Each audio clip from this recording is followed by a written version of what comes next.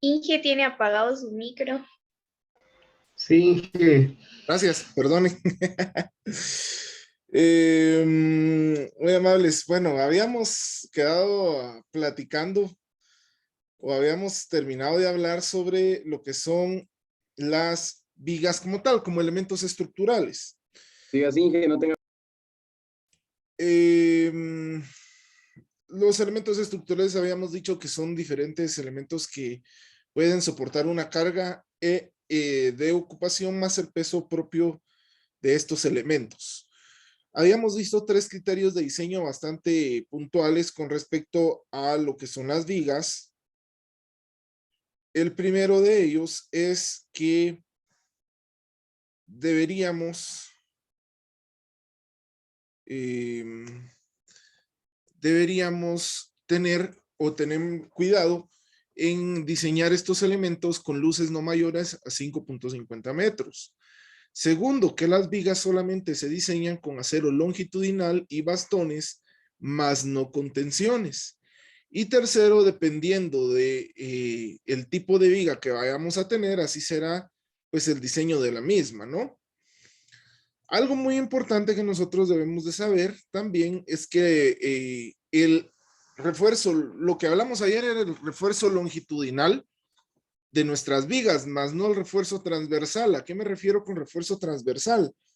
Pues únicamente a lo que es los estribos o eslabones que en algún momento podemos colocar. Los estribos, según la norma o según el código de diseño ACI 31814, pues nos dice que el diámetro de varilla mínimo para utilizar en estribo sería únicamente número 3, es decir, varillas de 3 octavos, que es la que tendría que ser solamente aplicada. ¿Por qué? Porque si ustedes se recuerdan de la norma ASTM A615, que es la que rige el acero, pues no tenemos varillas número 2, que serían las de un cuarto, ¿no? Normadas y por lo tanto, pues también como no tienen corrugas, no pueden utilizarse como estribos. Pueden utilizarse como estribos solamente a manera, veámoslo, con elementos no estructurales, por ejemplo, soleras, dinteles, sillares, etcétera, etcétera. Siempre, veámoslo de esta manera,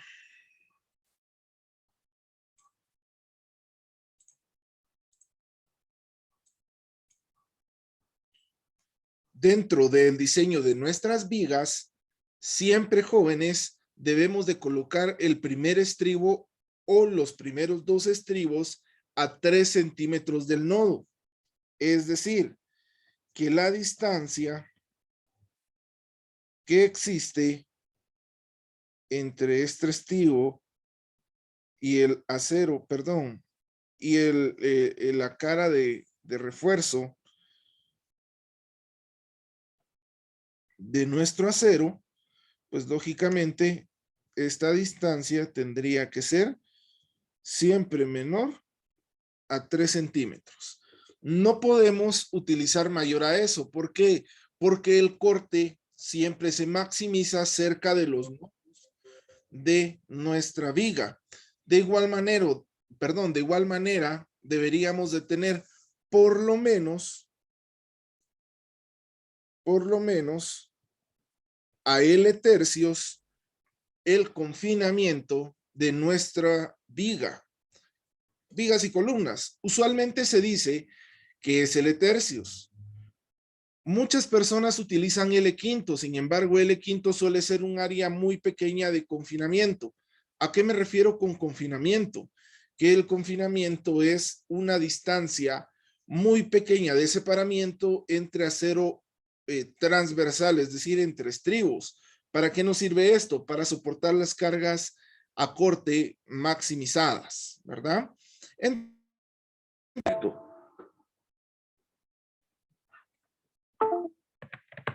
también debemos de tener en cuenta que en algún momento, eh,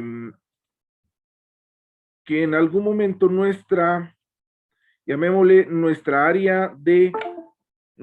área de corte o el área donde vayamos a colocar el confinamiento debe ser calculada de acuerdo al esfuerzo a compresión. Estos L tercios que yo les estoy comentando solamente es puesta de manera preliminar, siempre diseñada.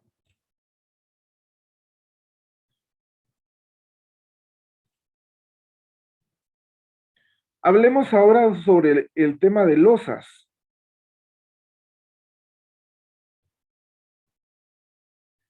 ¿Qué son las losas?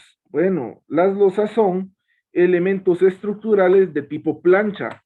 ¿A qué me refiero cuando estoy hablando de elementos estructurales de tipo plancha? Es decir, aquellos elementos que en algún momento, pues, soportas de la utilización y que de alguna manera las podemos determinar que estos elementos estructurales deberían de soportar o de ser planos de acuerdo a la utilización que se tiene. Las losas tienen muchas restricciones, las losas tienen muchas clasificaciones y tienen criterios de diseño bastante amplios que nos harían hasta cierto punto el poder pues determinar cuál es más funcional hacia las necesidades de nuestro proyecto. Hablemos primero de su predimensionamiento. Usualmente nosotros estamos acostumbrados a dimensionar nuestras losas desde los 10 centímetros hasta los 15 centímetros. Sin embargo, pues dentro de las normas de diseño estructural, esto está relativamente mal. ¿Por qué? Porque nos dice que el espectro de diseño o el amplio criterio de diseño que podríamos tener para zonas no sísmicas, podemos tener un espesor de losa hasta 15 centímetros y este no debería ser menor a 12 centímetros. Y en zonas sísmicas como lo es San Marcos, pues lógicamente deberíamos de tener únicamente losas de 12 y 13 centímetros. A veces es un poco complejo manejar esto en campo, de que sean los 12 o 13 centímetros exactos. Sin embargo, pues la mayoría de veces es netamente necesario que sí utilicemos esto por dos aspectos. Primero, mientras más pesada sea una losa, es decir, mientras más espesor tenga una losa, pues lógicamente mayor va a ser la carga que va a soportar y cuando vibre mediante la fuerza de un sismo, pues esta puede amplificarse y producir grietas, fisuras, agrietamientos o su colapso total. Hablando netamente de losas macizas, ¿no? ¿Cuál es una losa maciza? Una losa maciza es aquella que está solamente compuesta de acero y de concreto como tal. En este caso son las losas tradicionales que vemos en algún punto que pueden ser utilizadas dentro de nuestro medio como tal. Ahora bien, las losas macizas son las que llevan la famosa canasta o el emparrillado. Estas no deben ser mayores a un espesor de 13 centímetros y no deberían ser menores a un espesor de 12 centímetros. Las losas macizas son las losas que usualmente utilizamos, que la gente está acostumbrada de ver, pero son las losas más pesadas y que no pueden cubrir vanos o luces muy amplias, es decir, tenemos la misma restricción que las vigas. Una losa no debería ser diseñada con más allá de 6 metros en su luz mayor. ¿Por qué? Porque las losas se deflectan de la misma manera que lo hace una viga. Entonces, ¿y cómo quitamos esa deflexión? Colocando más acero. Sin embargo, las normas de diseño estructural nos dicen que una losa maciza debería tener como deberían tener como mínimo acero 3/8 de refuerzo y como máximo acero de media pulgada, es decir, acero número 4. Las losas macizas, como les decía, tienen esa restricción de no más de 6 metros. Pueden ser cuadradas, pueden ser semicirculares o pueden ser rectangulares. Yo les recomiendo, si en algún momento, pues ustedes no quisieran colocar una losa maciza como tal, pues buscar métodos aligerados. ¿Qué son los métodos aligerados? Usualmente los métodos aligerados hablamos de aquellos en donde la losa no tiene tanto peso y que por lo tanto puede cubrir más luces y tener más rigidez. En este caso, una losa aligerada, estamos hablando de las losas nerburadas y de las losas prefabricadas. Las losas nerburadas son aquellas que tienen, pues lógicamente, de alguna manera llamémosle nervios en ambos sentidos, es decir, en el sentido X y Y, que son como unas viguitas o unas soleras muy pequeñas que van a lo largo de toda la losa. Y las losas prefabricadas, pues son aquellas que funcionan a base del sistema de vigueta y bovedilla. Este sistema, lógicamente, pues ya es un sistema prefabricado en donde tenemos bovedillas tanto de duropor, bueno, que no son duropor, sino es polipropileno de alta densidad, o tenemos de concreto como tal, que son las que usualmente vende Precon, Faxa, ¿qué más? Megaproductos, Monolith, etcétera, etcétera, ¿no?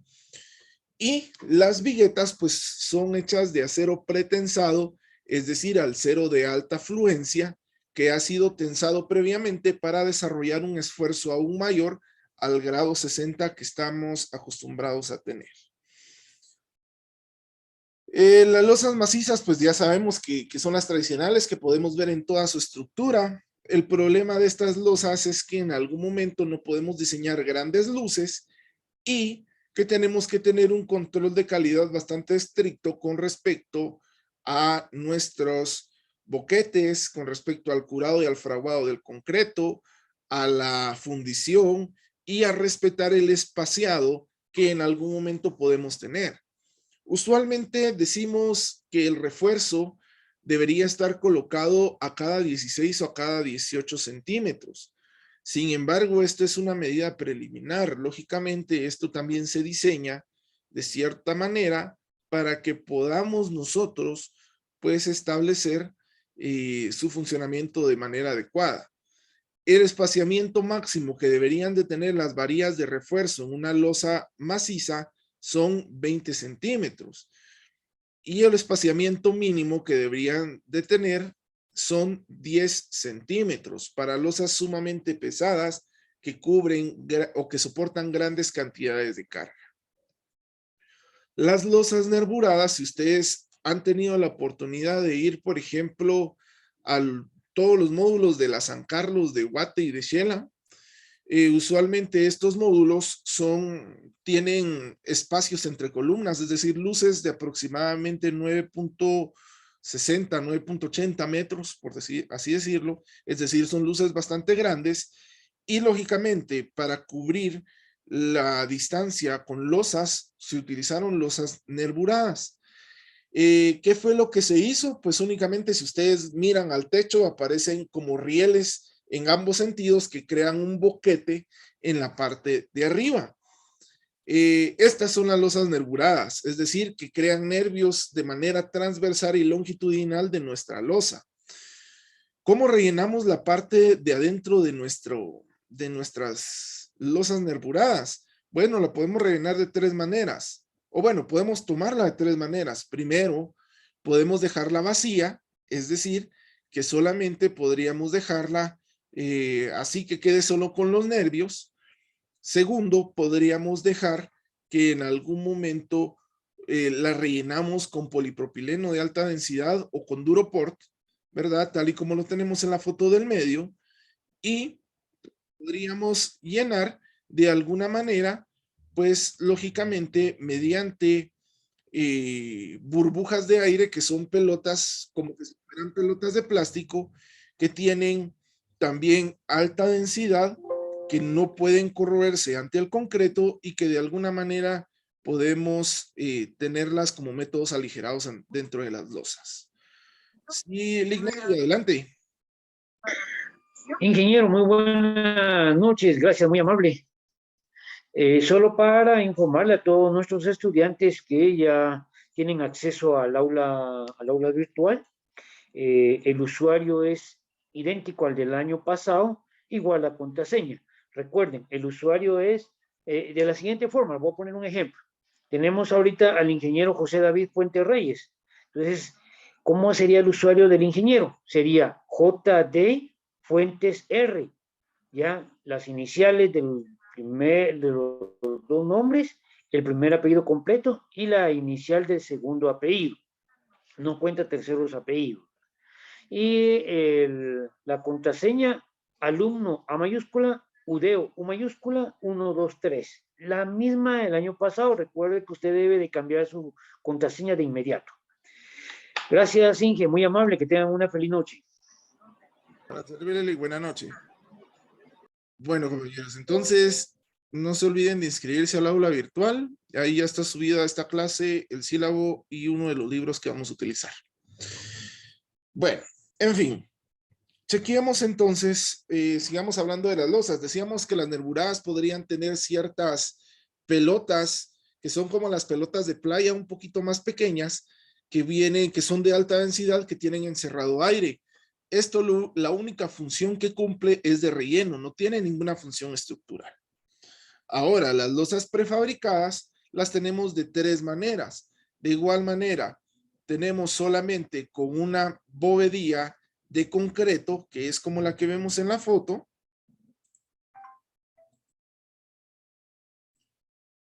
Tenemos también con bovedía de duro porto polipropileno, perdón, de alta densidad, que en algún momento pues nos serviría como súper aligerante. Y tenemos otro tipo también con cubos vacíos, que también es de polipropileno, pero en algún momento pues estos son un poco menos densos a los que habíamos hablado anteriormente. ¿Qué le recomiendo yo para un diseño sismorresistente? Bueno, si hablamos de sismicidad, entre menos peso es mejor. Si estamos hablando de estructuras de baja altura, pues lógicamente estaríamos hablando de losas nerburadas o losas prefabricadas. Ahora, entre una losa nerburada y una losa prefabricada, sería mejor la losa prefabricada si estamos cubriendo luces menores a 6 metros. El espesor de una losa prefabricada suele de ser de 15 a 17 centímetros, dependiendo de las especificaciones del fabricante. No necesariamente deberíamos de cumplir más allá de recubrir el concreto, perdón, la losa con más concreto. Y no podemos recubrirla con menos porque en algún momento dejaríamos expuesta la vigueta y bovedía, cosa que debemos evitar. En el momento llamémosle, en el momento de poder establecer la relación del concreto como tal, pues es un 20 o 25% más barato el costo de una losa prefabricada a una losa maciza. En las losas macizas usualmente tenemos que tener mucho control de calidad con respecto al vibrado, al curado y al fraguado para evitar que nuestras losas se agrieten. Y en la vigueta y bovedía tenemos que tener mucho cuidado en la instalación porque a veces pues estas losas son, o las viguetas, perdón, las bovedías más que otra cosa son algo quebradizas, entonces necesitamos tener cierto control de calidad. De igual manera, el control de calidad ante el concreto suele ser bastante estricto, pero también debemos de determinar que el concreto que utilizamos es de menor volumen, por lo tanto, pues requiere un control de calidad un poco menos estricto.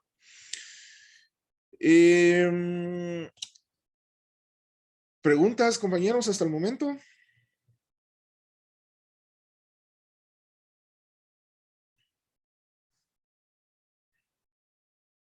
Veamos entonces ahora el tema de columnas.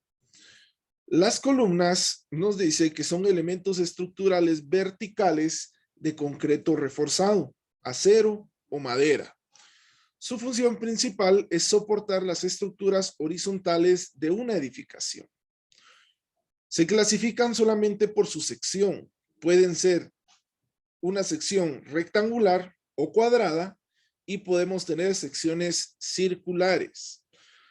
Las columnas deben de cumplir 3 funciones específicas. Primero, deben de cumplir que no tienen que tener un porcentaje de esbeltez muy alto. ¿Qué quiere decir la esbeltez? Vamos a ver, Araceli, ¿me podrías decir qué quiere decir esbeltez?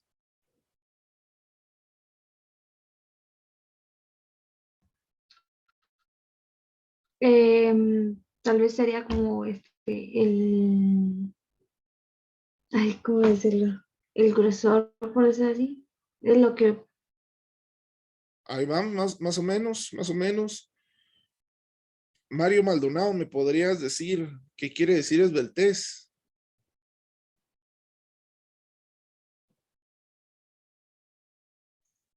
Tal vez solo el grosor, pero no sé. Ok, la esbeltez es un criterio bastante amplio que debemos manejar de manera exacta. Un elemento esbelto es aquel que tiene una sección transversal pequeña y una altura muy grande. Es decir, entre más alta es la altura que vamos a cubrir, mayor debe ser la sección transversal también, para evitar que nuestra columna pierda rigidez y sea quebradiza. Por lo tanto, tendría que tener una resistencia óptima. Las columnas siempre deben ser elementos no esbeltos. ¿Por qué? Porque las columnas soportan solamente cargas verticales, ¿sí? Es decir, solamente una carga puntual que viene proveniente de nuestras vigas y losas y, lógicamente, esta carga va directamente hacia la zapata. La columna no es nada más y nada menos que un elemento que da resistencia y que da rigidez, más no es y es un elemento que transporta cargas, más no es un elemento que soporta las cargas de utilización directamente. Se dice que las columnas, primero, tienen que cumplir el criterio de esbeltez y segundo, deben de cumplir el criterio de torsión. ¿A qué me refiero con el criterio de torsión? Es que las columnas deben ser checadas de cierta manera que no tiendan a rotarse. ¿Cuándo es cuando una columna tiende a rotarse y como que se entorchara? Pues esto pasa cuando tenemos alturas muy grandes y cargas sumamente grandes que nuestra columna no soportaría. Anidado a eso, a un cambio de rigidez. ¿A qué me refiero con un cambio de rigidez? Que estemos utilizando un concreto viejo de hace 20 años y que solamente le fundimos la mitad de la columna para que sea un concreto nuevo y usar un elemento parejo totalmente, si lo queremos ver así. Las columnas usualmente se diseñan bastante sencillo. Siempre para que una columna no sea muy robusta y para que no utilice mucho acero, calculamos las columnas en base al acero mínimo. ¿Cuál es el acero mínimo? El acero mínimo de una columna es 1% de su área gris. ¿Qué quiere decir eso? Que, por ejemplo, si tenemos una columna de 25 por 25 centímetros, multiplicamos los 25 por 25 que nos darían 625 centímetros cuadrados y a eso nosotros le calculamos el 1%, que es 0.01. Por lo tanto, para una columna de 25 por 25 deberíamos de tener por lo menos 6.25 centímetros cuadrados de acero. ¿Qué cumpliría ese 6.25? Por ejemplo, podemos tener, les digo yo, 5 o 6 varillas número 5 o 6 varillas número 4 que multiplicadas nos darían cierta área y creo yo que sí chequearían lo que les estoy mencionando. Las varillas de media tienen área de 1.29. Si multiplicamos 1.29 por 6, que serían varillas de media, nos da 7.74. Entonces esa columna sí estaría lógicamente acorde al diseño. Ahora bien, el primer chequeo de diseño, lógicamente, es el área mínima de acero. Y el segundo chequeo que tenemos que hacer sería en base a el esfuerzo cortante y esfuerzo flexionante. Las columnas usualmente no suelen soportar gran esfuerzo flexionante. Es por ello que se diseñan como una carga puntual. Se dice, no es así, pero muchos autores de diseño estructural lo llaman así, que lo que más soporta carga en una columna es el concreto. Y si ustedes se dan cuenta, hay 90% de concreto por 10% de acero. El acero prácticamente sirve para darle cierta flexión a nuestra columna. Y lógicamente,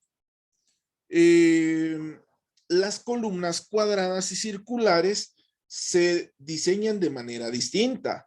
Las columnas cuadradas deberían de tener estribos colocados a una distancia no mayor de 15 centímetros y confinadas a 7.5 centímetros como máximo. Lo ideal es confinar a L tercios a 5 centímetros. Sin embargo, si vemos que por alguna razón no podemos hacerlo así, yo le recomendaría que utilizaran 3 pulgadas, es decir, 7.5 centímetros. Cuando utilizamos columnas rectangulares, utilizamos lo que se le llama estribos. El estribo, cada ganchito que vemos por acá donde tengo la mano del mouse, pues debe ir rotado, pongámosle a 90 grados cada vez que vamos colocando un estribo. Es decir, el primero va a tener los ganchos en la esquina superior izquierda, el segundo en la esquina superior derecha, el tercero en la esquina superior derecha y el cuarto en la esquina superior izquierda. ¿Qué es lo que crea esto? Que los estribos, los ganchos de los estribos tengan cierta espiral que eviten que fallen cuando una columna se esté torsionando, ¿sí? Los ganchitos que vemos acá también son diseñados, estos ganchos de acá son diseñados y con respecto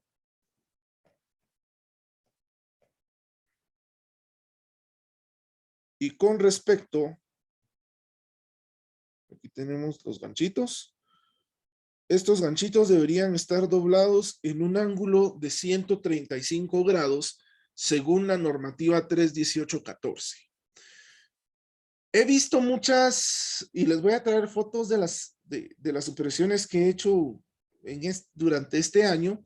He visto muchos maestros de obra, muchos profesionales inclusive, que no les gustan doblar los estribos porque dicen que estos hierros se doblan cuando uno vierte el concreto o que no sirve doblarlos porque es trabajo de más. Yo les digo, este no es trabajo de más. Si en algún momento nosotros colocamos nuestros ganchos de esta manera, es decir, en L, sin ningún tipo de doblez, lo que va a pasar es que cuando haya una fuerza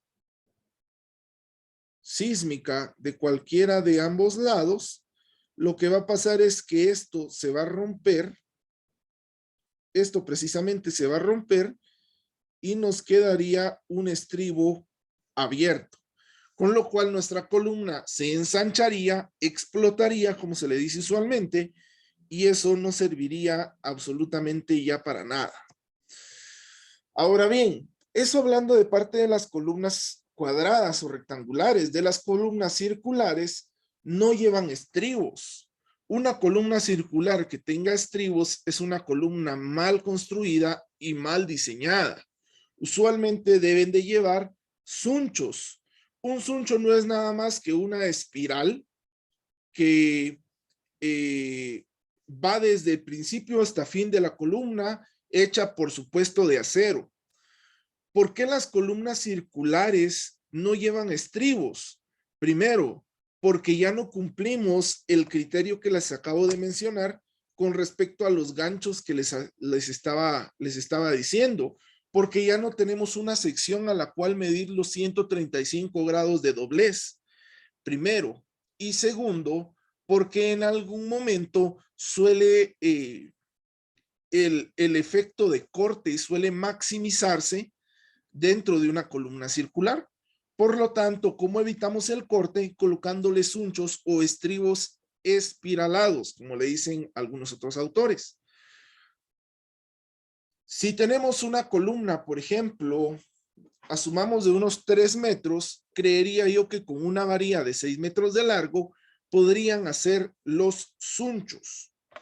Ahora bien, estos sunchos tienen una restricción y es que en su momento el espesor, llamémosle S, debe ser menor a 10 centímetros. Lo ideal es que sea entre 5 y 7.5 centímetros. Es decir, tienen un espesor muy pequeño, ¿sí? Tienen un espesor, tienen una separación bastante pequeña en donde deberíamos de tener ciertos cuidados. Las columnas circulares usualmente se le llaman columnas sunchadas o ensunchadas, ¿verdad? El criterio de diseño es muy sencillo, es decir, solamente calculamos en base a una porción de concreto y en base a los esfuerzos que estamos teniendo. Ojo, muchas veces es mejor diseñar una buena columna circular que soporte gran carga a diseñar 4 o 5 columnas rectangulares pequeñas que soporte cada cual poca carga. ¿Ok? Podemos decir en general que las columnas deben de tener un acero siempre menor, acero longitudinal, siempre de 3/8 como mínimo y como máximo pues el que ustedes quieran colocarle, y los estribos siempre deben de tener estribos o sunchos de 3/8, no puede ser menor. La separación de los estribos, como les decía, aquí se reduce a 10 centímetros y a 5 centímetros en áreas confinadas. Veamos entonces, por último, no, nos quedan 2 todavía. Las escaleras. Las escaleras son elementos que se consideran un sistema independiente de la estructura de la edificación. ¿Por qué? Porque las escaleras puede caerse una losa, una viga o una columna, pero las escaleras siempre deben estar en pie, debido a 2 razones. Primero, porque en algún momento las escaleras sirven como salidas de emergencia, y segundo, porque ante un incendio, ante un sismo, una inundación, deslizamiento de tierra, hundimiento o cualquier efecto natural o provocado que podamos tener, pues las escaleras siempre soportarán la mayor cantidad de carga posible. Es decir, ¿a dónde nos vamos todos corriendo para bajar de un edificio? A las escaleras. Siempre deben de tener acero de refuerzo, ya sea longitudinal en forma diagonal o como lo vemos en la foto, que es acero escalonado.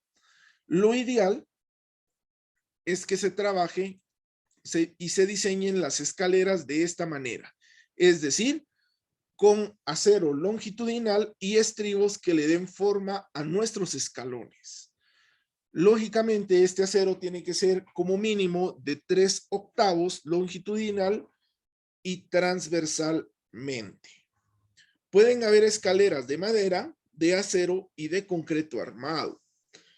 Las escaleras, usualmente, si son escaleras fijas, deberían de tener un soporte aparte de la estructura para garantizar que seguirán de pie posterior a poder utilizar a pasar algo sobre nuestra estructura. Yo no mucho recomiendo las escaleras de metal por 2 razones. Primero, porque en algún momento puede haber un incendio y aunque el acero se deforma a una alta cantidad de calor, pues si no se deforma se calienta y las hace inservibles. Y también las escaleras de concreto son poco recomendadas porque si no están bien construidas o bien diseñadas, lógicamente estas se agrietarán o en algún momento lograrán quebrarse ante cualquier evento sísmico. ¿Preguntas, compañeros?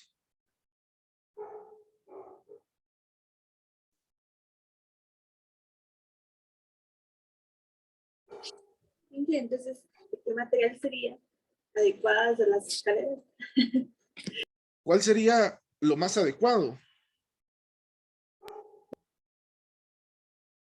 Ok, lo más adecuado pues va a depender del uso de la edificación. Usualmente tenemos dos escaleras, las escaleras de emergencias y las escaleras pues que nos sirven de uso convencional. Las de uso convencional suelen ser de concreto armado siempre reforzado y las escaleras de emergencia suelen ser escaleras de acero. Ahora bien, las escaleras de emergencia de acero siempre tienen que ser escaleras exteriores para que si en algún momento existiese algún tipo de incendio, estas pudieran estar a la intemperie que permitiría que su temperatura fuera una temperatura controlada.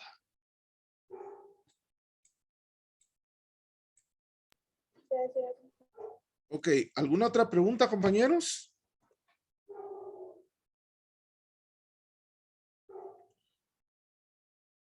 Bueno, si no hay más preguntas, entonces vamos a dejar hasta aquí la clase del día de hoy y nos veremos el próximo lunes. Que tengan buena noche y buen descanso. Feliz noche, Inge. Buenas noches.